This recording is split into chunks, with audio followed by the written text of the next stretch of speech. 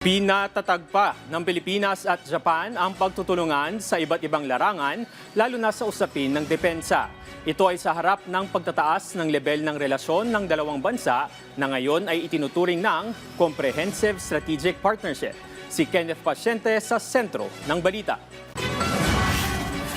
Mas pinaigting pa ng Pilipinas at Japan ang kanilang ugnayan matapos i-anunsyo ni Pangulong Ferdinand R. Marcos Jr. at Japanese Prime Minister Takaichi Sanae ang pag-angat ng relasyon ng dalawang bansa na ngayon ay Comprehensive Strategic Partnership na.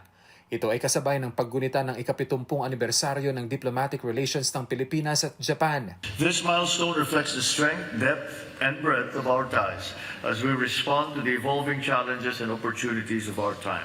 Ayon sa Pangulo, kabilang sa napag-usapan nila ng punong ministro ang pagpapalawak ng kooperasyon sa usaping pang-ekonomiya, energy resilience, decarbonization, defense at security cooperation, maritime matters at iba pa.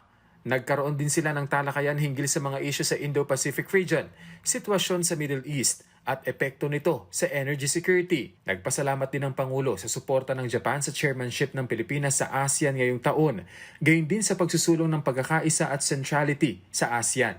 Nasaksihan din ng dalawang leader ang paglagda sa kasunduan para maiwasan ang double taxation na inaasahang magpapaganda sa business environment at magpapalakas ng cross-border investment sa pagitan ng dalawang bansa. Nalagdaan din ang mga bagong kasunduan para palawakin ang kooperasyon sa agrikultura at pangingisda, pagpapabuti ng access sa quality health services at pagpapatuloy ng partnership sa human resource development. Nagkasundo rin ang Pilipinas at Japan na palakasin pa ang kooperasyon sa space development, artificial intelligence o AI, energy security at supply chain resilience. Sinabi ng Presidente na sisimulan na ang negosasyon para sa General Security of Military Information Agreement, gayon din ang delimitation ng maritime borders. These are very important steps to further strengthen our defense cooperation and to uphold a rules-based maritime order.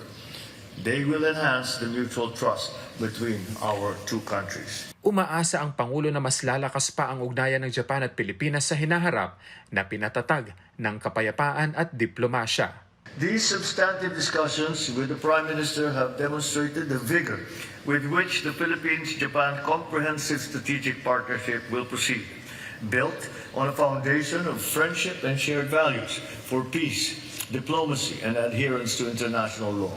Kenneth Pasyente, para sa Pambansang TV, sa Bagong Pilipinas.